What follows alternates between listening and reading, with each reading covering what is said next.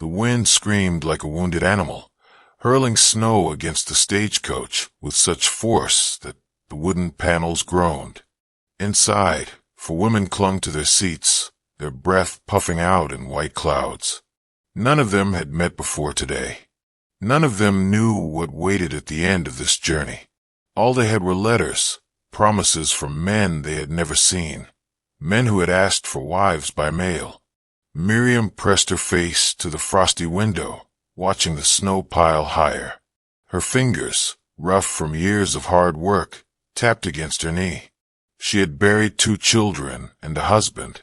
This trip was her last hope. The letters from her groom spoke of a quiet life, a home, and 2 orphan nieces who needed a mother. But the storm outside felt like a warning. What if she wasn't meant to have a family again? Beside her, Pearl shivered dramatically, rubbing her arms. "I didn't sign up to freeze to death," she muttered. But her hands kept drifting to her stomach, flat now, though not so long ago it had been round with life. She had lied in her letters. The man waiting for her thought she was untouched, pure. He didn't know about the baby girl she had given away just weeks before this journey. The cold wasn't the only thing making her tremble. Across from them, Lucinda flipped through her letters with a sharp frown. She had been promised to a man who wrote about faith and kindness, but she had learned the hard way that words could lie. Her first love had died in a war, and the letters from her new groom, a schoolteacher, felt too careful, too perfect. She wasn't sure she had any heart left to give. The storm outside matched the storm inside her, wild, untamed, refusing to settle.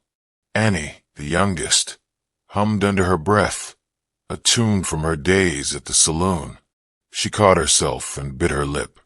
She was supposed to be a proper lady now. No more singing for coins.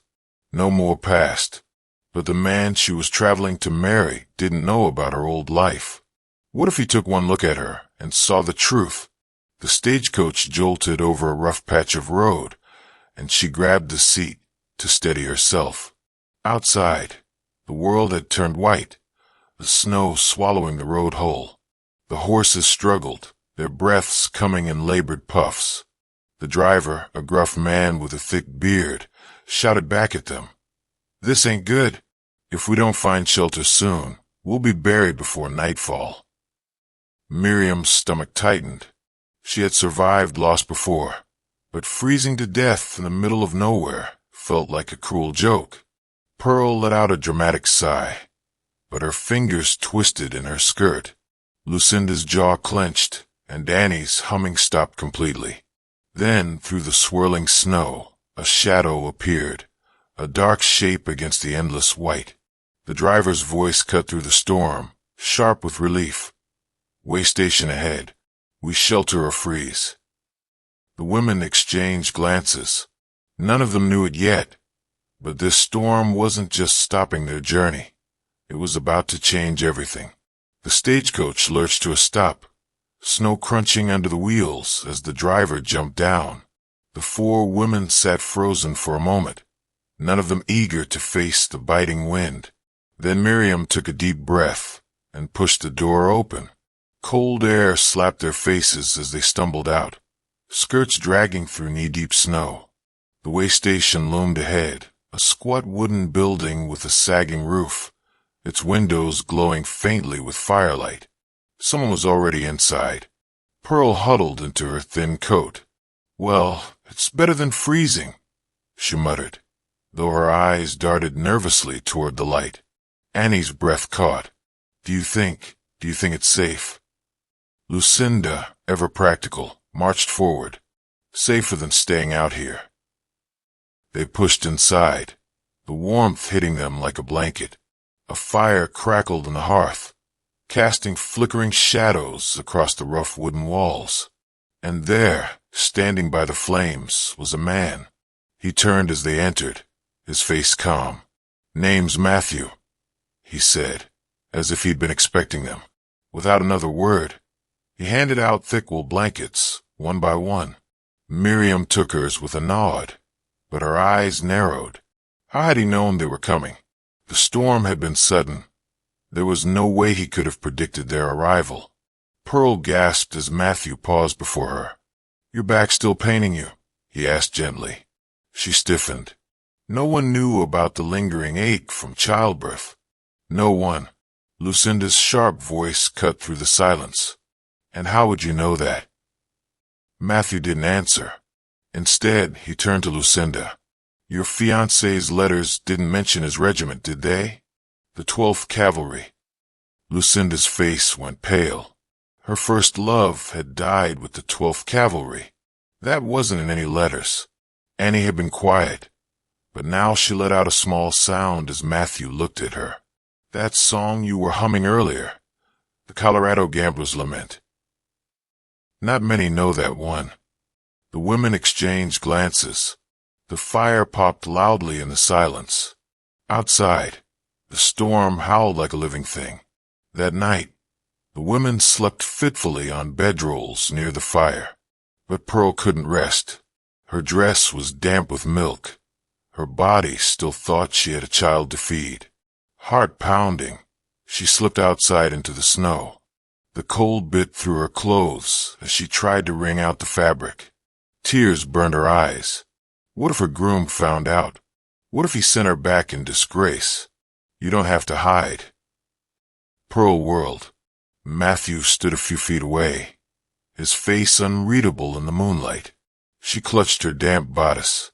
"You don't understand." "Your child is safe," he said softly. "A family in St. Louis took her in. Good people. They love her." Pearl's legs gave out. She crumpled into the snow, sobs shaking her whole body. "My groom thinks he thinks I'm." Matthew knelt beside her, not touching but close. "Isaiah 54, he said. "Do not fear. You will not be put to shame. That's God's promise to you." Inside, Lucinda stirred by the fire. She said nothing as Pearl crept back in, eyes red. But when Pearl lay down, she found an extra blanket folded neatly beside her. Neither of them spoke. Outside, the wind screamed on. The fire had burned low when Miriam woke with a strangled scream, her hands clawing at her chest. Sweat soaked her nightdress, despite the cold. The dream had come again, flames licking at the walls, the smell of smoke thick in her nose, her children's cries ringing in her ears. A shadow moved beside her. Matthew sat cross-legged on the floor, watching the dying embers. He didn't look at her as he spoke. "The Lord gave, and the Lord has taken away." Miriam's breath came in ragged gasps. "Don't quote scripture at me," she snapped, her voice raw. "Why let me live if he was going to take them?" The words tore from her throat like splinters. Matthew reached into his coat pocket. The firelight glinted off something metal as he held it out, a locket. Miriam recoiled as if burned. It was identical to hers, the one she wore beneath her dress, the one that held the only portraits of her children. Her fingers trembled as she fumbled for her own locket, certain it had been stolen. But no, the cold metal still pressed against her skin. "How?" she began, but when she looked up, Matthew was already walking toward the woodpile by the door. She opened the locket he'd left behind. Inside, instead of portraits, lay 2 tiny forget-me-nots, pressed and preserved. Her daughter had picked those very flowers the morning before the fire. Miriam's hand shook so badly she nearly dropped it. No one had known about the flowers. No one. Lucinda waited until the others were asleep before cornering Matthew near the hearth. The fire cast sharp shadows across his face as she squared her shoulders. "You're no ordinary traveler," she accused, keeping her voice low. "You know things no stranger could know." Matthew poked at the fire with a stick. "And you're no cynic," he said calmly. "Just a woman who loved deeply." Lucinda's breath hitched. Her fiancé's last act had been throwing himself on an artillery shell to save his men's regimental Bible. She'd buried that memory deep, along with her faith. You think you know me? She challenged. Matthew reached into his coat and pulled out a worn Bible. The cover was scorched, the edges blackened. Lucinda's hands flew to her mouth. She'd recognized that damage anywhere. It had been in the explosion that killed William. Her fingers trembled as she took it. When she opened the front cover, there it was, her own handwriting from years ago. To William, may God keep you safe. Yours always, Lucinda. The Bible fell open to a marked passage, Isaiah 43. When you pass through the waters, I will be with you. Lucinda's knees threatened to buckle. Coincidence doesn't explain this, she whispered. Matthew simply looked at her with eyes that seemed far too old. Outside, the wind moaned through the cracks in the walls, carrying the scent of snow and something else, something almost like incense. The first gray light of dawn crept through the cracks in the waystation walls when Annie slipped outside. The storm had quieted, leaving the world hushed under a thick blanket of snow. She walked a few paces from the door, then straightened her spine and began practicing the careful, measured walk of a proper lady.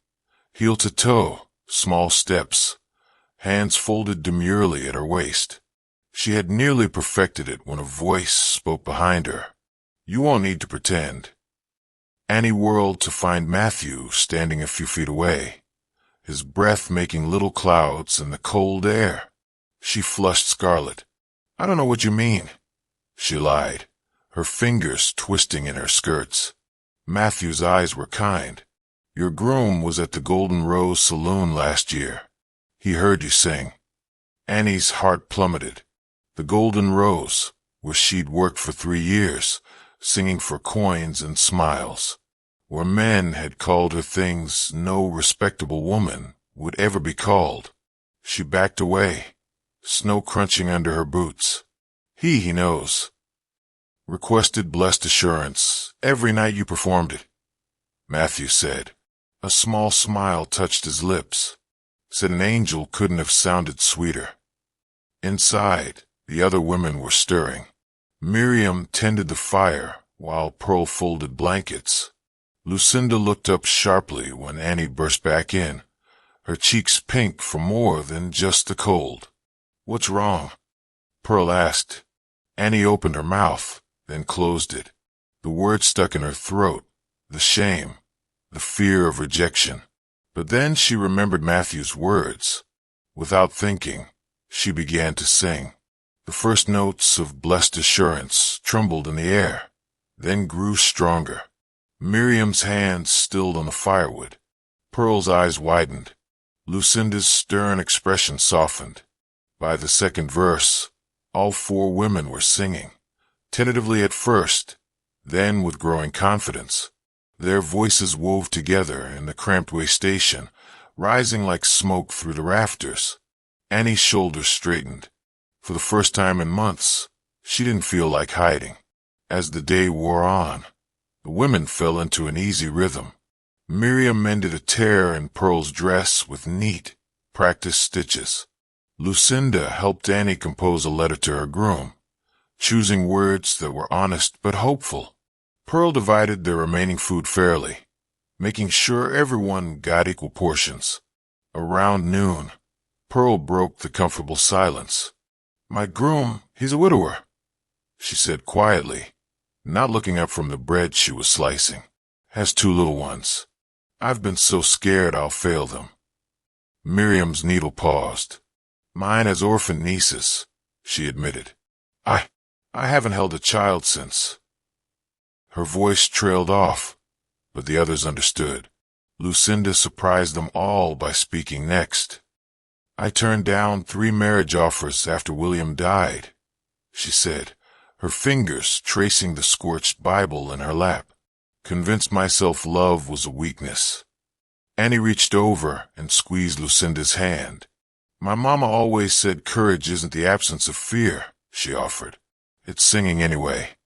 Matthew moved quietly around the edges of their circle, adding wood to the fire, but never interrupting. When the conversation lulled, he simply said, The storm's passing. Through the window, they could see the snow had stopped. Pale sunlight glinted off the drifts. The world outside looked clean and new, as if the storm had washed everything fresh. Miriam realized with a start that the tightness in her chest, the one that had been there since the fire, had eased. Pearl caught herself smiling as she imagined meeting her groom's children. Lucinda found herself reading the Bible passages William had marked. Annie hummed softly under her breath, no longer afraid of being heard. They didn't notice when Matthew slipped away. Only later would they realize he'd left no footprints in snow. The morning sun streamed through the waystation windows, casting golden rectangles across the wooden floor. The storm had passed, leaving the world outside glittering under a crisp blue sky. Miriam was the first to notice something was wrong. "Where's Matthew?" she asked, looking around the quiet room. The others stirred, rubbing sleep from their eyes. Pearl sat up, her blanket slipping from her shoulders. Maybe he went to check on the horses. But when Lucinda checked outside, the snow around the waystation lay smooth and undisturbed, no footprints, no tracks of any kind. A shiver ran down her spine despite the sunshine. Annie gasped. Look, on the rough wooden table sat 4 letters, each bearing one of their names in elegant script. The wax seals were unlike any they'd seen before, an intricate design that seemed to shimmer when the light hit it just right. Pearl reached for hers with trembling fingers. When she broke the seal, a small drawing fluttered out, a sketch of a baby girl with round cheeks, wrapped in a lace-trimmed blanket, smiling in her sleep.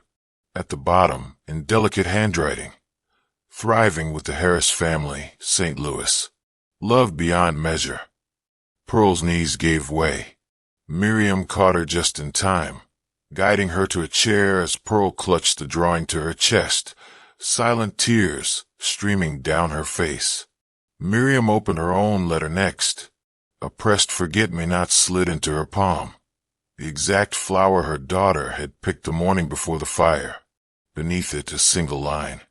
"They remember you in heaven's gardens." Lucinda's envelope contained a yellowed piece of stationery. The moment she unfolded it, she recognized William's handwriting, the letter he'd never gotten to send. Her name at the top, the ink slightly smudged where he must have hesitated. "My dearest Lucinda," it began, and she had to stop reading to press a hand over her mouth. Annie's letter contained a simple ticket to a church social in her new town. Written beneath, "He'll be waiting by the piano."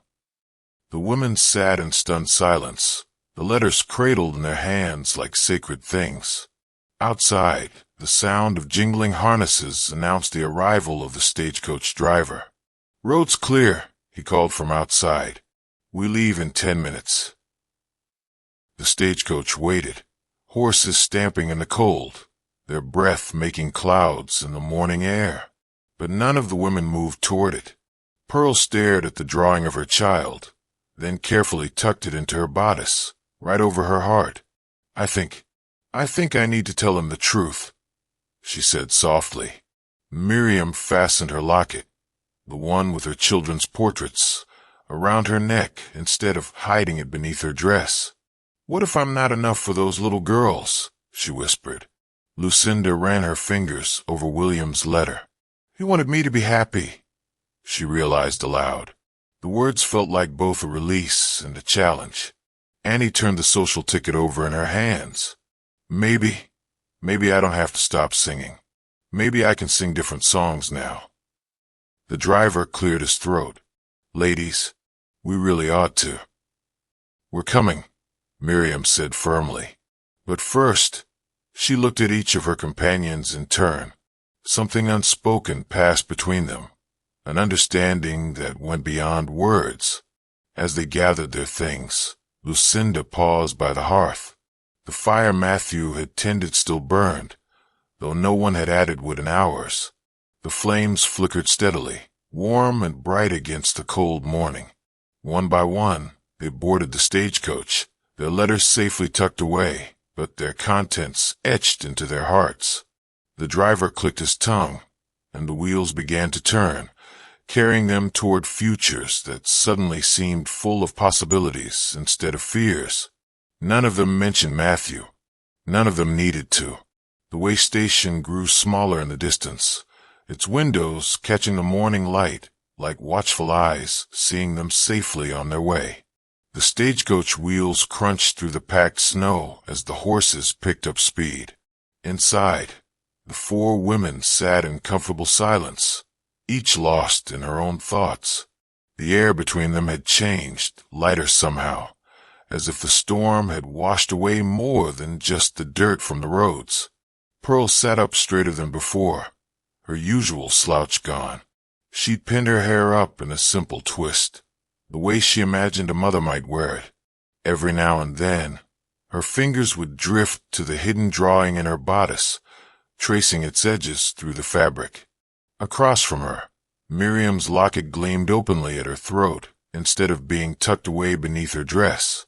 The metal caught the sunlight streaming through the coach windows, sending little flashes of gold dancing across the interior.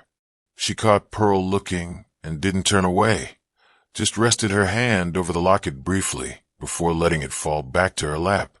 Lucinda held the scorched Bible carefully in both hands, her thumb tracing the damaged cover. She'd spent the morning reading the passages William had marked, finding comfort in the familiar words he'd underlined. Now she kept it close, not as a burden of grief, but as a cherished connection. Annie hummed quietly to herself, not the raucous saloon tune she used to sing, but the hymn Matthew had mentioned, Blessed Assurance. The melody floated through the coach, soft and sweet.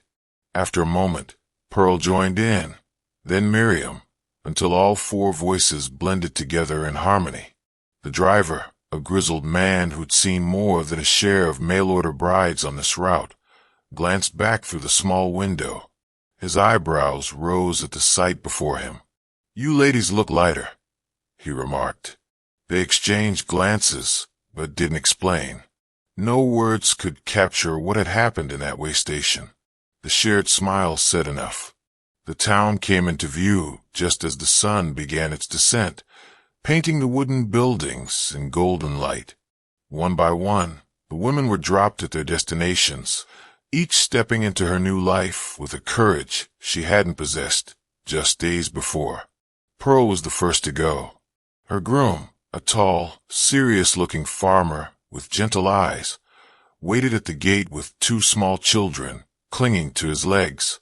When Pearl knelt to greet them, the little girl immediately reached up to touch Pearl's carefully pinned-up hair. I have something to tell you," Pearl began, her voice shaking, but the farmer simply nodded. "I know about the baby," he said quietly. "Got a letter last week. All it said was you'd be coming with a mother's love to share." He gestured to his children. "We could use some of that." Miriam's groom met her at the door of a sprawling ranch house. Before she could speak, he led her to a small room, a nursery with two neatly made beds. "My nieces," he said simply. "They need a woman's touch." Miriam's fingers went to her locket, then slowly lowered to trace the edge of a tiny quilt. "I lost children too," the rancher added softly. "Maybe we can help each other remember how to love again." Lucinda found her schoolteacher groom in his classroom, grading papers at his desk. When she entered, he stood immediately, his eyes falling to the Bible in her hands. "I don't expect you to be her," he said carefully, "but I'd be honored if you'd consider teaching here. The children need someone who understands loss and hope." Lucinda placed the Bible on the desk beside his papers. "I think I might have something to say about both," she replied. Annie's journey ended at the church social. The moment she stepped inside, she heard the opening notes of Blessed Assurance on the piano. A young man with kind eyes looked up, and his face broke into a smile of recognition. "You're the voice from the Golden Rose," he said, not with judgment, but with wonder. I prayed I'd hear you sing that hymn again. Annie's nervousness melted away. She crossed to the piano and, without hesitation, joined her voice to the music. As the last notes faded, the women, now scattered across the town, each paused and looked up, as if hearing an echo of the same distant song. None spoke of Matthew, or the waystation, or the impossible letters, but in their hearts they wondered, and in the quiet moments between their new lives beginning, they remembered the warmth of that fire, and the man who had tended it. Months drifted by like leaves on a gentle stream. Spring melted into summer, and the four women settled into their new lives with a quiet joy that surprised even themselves. One Sunday morning, as the church bells rang across the blossoming town, each woman found a letter waiting for her, delivered by hands unseen, left on doorsteps and pews and classroom desks. The same shimmering wax seal from months before, the same elegant handwriting. Pearl discovered hers tucked into the family Bible as she prepared for church. Her husband's children, now her own in every way that mattered, dressed in a Sunday best beside her. The letter contained just one line. You were never lost, only coming home. Miriam found her letter beside the nursery window where sunlight streamed in.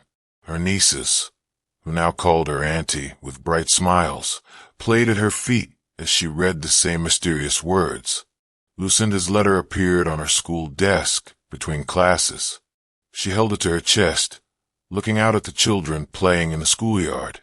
Children she now taught with William's Bible open on her desk.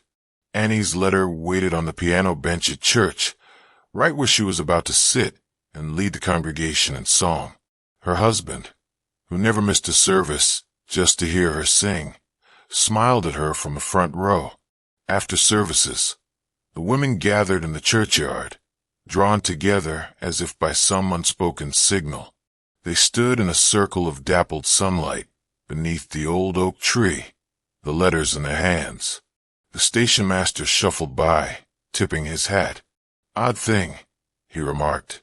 Had a traveler asking about that old waystation you sheltered in during the storm. Told him it burned down 10 years back. No one's used it since. He shook his head. Strange how folks get notions. The women exchanged glances, but said nothing. The truth sat warm in their hearts, too precious to speak aloud. As the station master walked away, a breeze stirred the oak leaves above them, carrying the faintest scent of wood smoke and something like incense. The women smiled, their hands drifting. Pearl to her pinned-up hair, Miriam to her visible locket, Lucinda to the Bible in her bag, Annie to the hymn book at her side. Somewhere far away, in a forgotten stretch of Montana wilderness, snow drifted through the broken roof of an abandoned waystation. The hearthstones, blackened by decades of weather, held no fire. Yet if one had placed a hand upon them in that moment, they might have sworn the stones were warm. Did this story touch your heart? If you enjoyed following Miriam, Pearl, Lucinda, and Annie's journey, please like and share this story with others who might need its message of hope. Subscribe for more uplifting tales of love, faith, and second chances. Your support helps bring more light into the world through storytelling. What did you think of Matthew's mysterious role? Who was your favorite character? Let us know in the comments below. Remember, you're never lost, only coming home.